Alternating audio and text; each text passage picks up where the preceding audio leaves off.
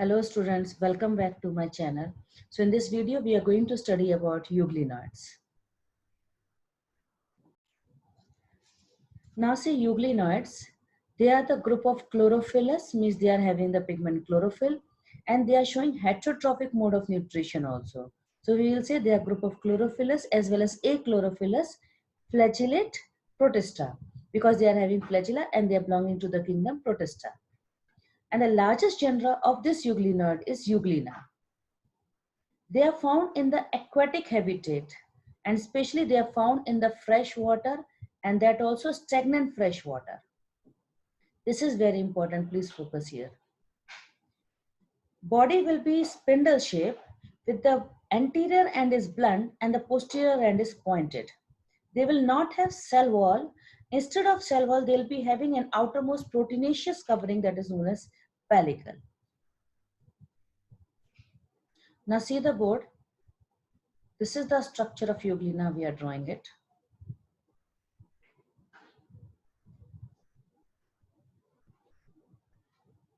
This is cytostome.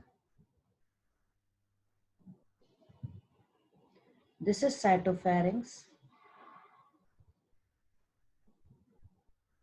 And this is reservoir. They are having outermost covering that is known as pellicle, which is proteinaceous.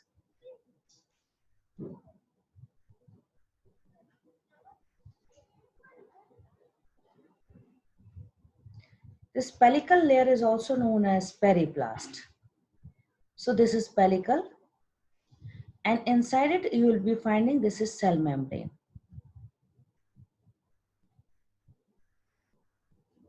Now from the reservoir, at the base you will find basal granules from which two flagella will arise. One is short, which is smooth, also known as whiplash. Another is long, which is having mastigonium, that is why it is known as tinsel flagella. So this mastigonium will be present all over the length of the flagella. You can understand the diagram here once again. You see it carefully here. This is reservoir. So at the base of the reservoir, these are your two basal granules. This is one short flagella which is coming out. Okay, and this is the one, another one is long flagella. And it is when it is coming out, it is having this structure. This is known as mastigonium. So because of the mastigonium, this flagella is known as tinsel flagella. So I'm doing the labeling. This is known as mastigonium. This flagella is known as tinsel flagella, also known as stichonematic flagella. And this one is your whiplash flagella. Whiplash means smooth flagella. So I think so we have understood the diagram. They are having heterocont condition. So which condition we will study? We will say they are having heterocont because two flagellas are of not same size. They are of different length. Now at the point where two flagella are uniting, this is known as paraflagellar body. Paraflagellar body.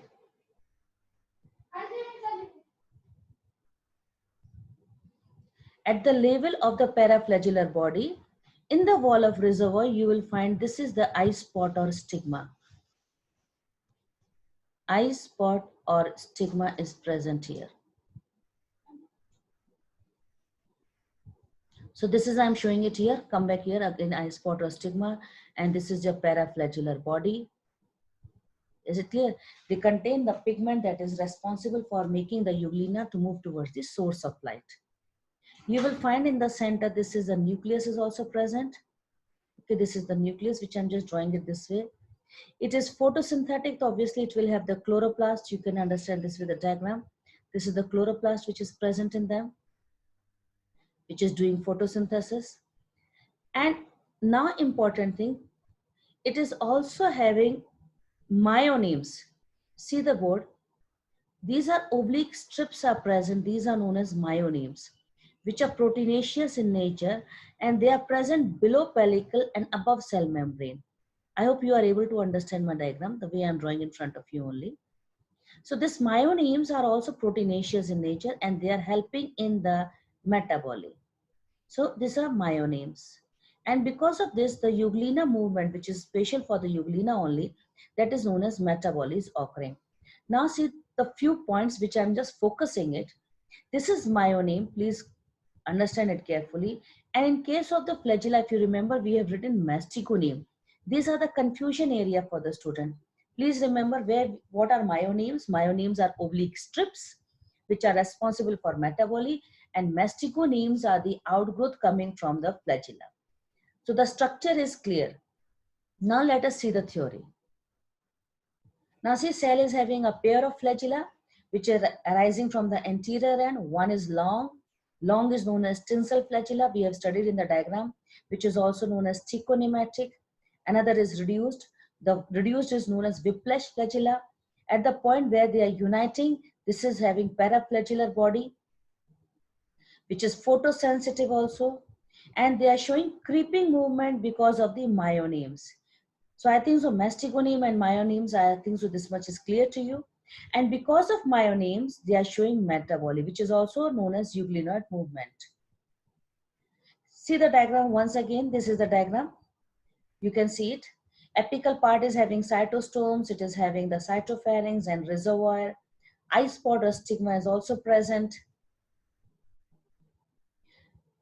The eye is actually responsible for the perception of the light, and it is because when we are saying eye spot or stigma, it means it will have the pigment. That pigment is known as astaxanthin.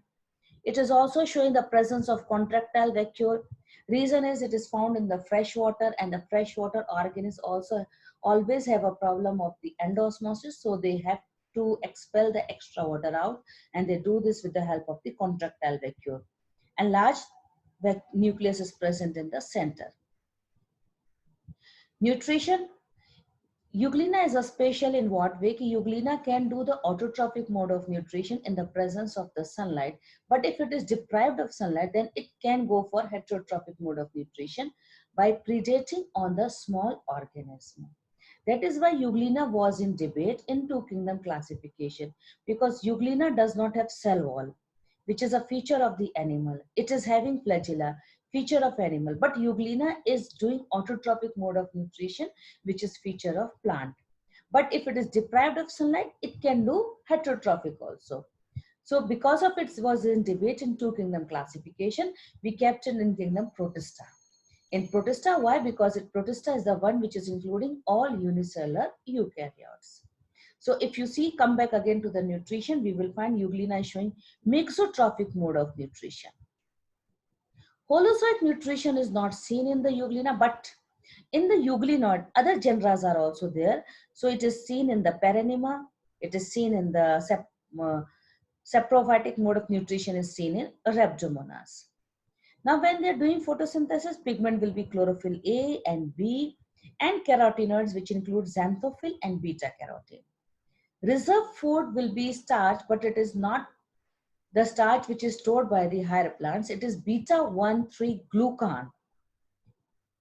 Beta-1,3-glucan, and it is stored in the form of paramyelin bodies. They are going for binary fission, and that binary fission is longitudinal binary fission, which they do under favorable condition. And when favorable conditions are not there, then they will go for Pamela stage also. So this is the condition they will make it in when the conditions are becoming unfavorable. For them, the unfavorable condition means pond is getting dry up. So what they will do, 2-3 euglenas will come together and secrete a mucilage covering around themselves. So you can see here, euglenas, they have come together and they secrete a mucilage covering around themselves. And this mucilage will absorb moisture from the atmosphere. So they are going for Pamela stage. So now see, Euglena is a protista, which is producer also and it is decomposer also. So it is having characteristics of both plants and animals. That is why Euglena is called plant animal. Please understand it very carefully. Now see, what are the characteristics of present in Euglena similar to the plants? Number one is presence of chloroplast, and number two is holophytic mode of nutrition. These two characteristics is resembling with the plants. But what are the characteristics present in Euglena similar to the animals? Number one is absence of cell wall. Number two, they contain eye spot or stigma, and they are having contractile vacuole, and they go for binary fission. So these are the points which are making the Euglena resembles to the animal. It is having characteristics of plant also, it is having characteristics of animal also. That is why we called it as plant animal. I hope this Euglena topic was, I've tried to make it easy for you. I hope it is helping you. Still, if you have any doubt, then you can message me. And please write in the comment box just to give a suggestion how this video is going on. And like it and forward it also. Thanks for watching class.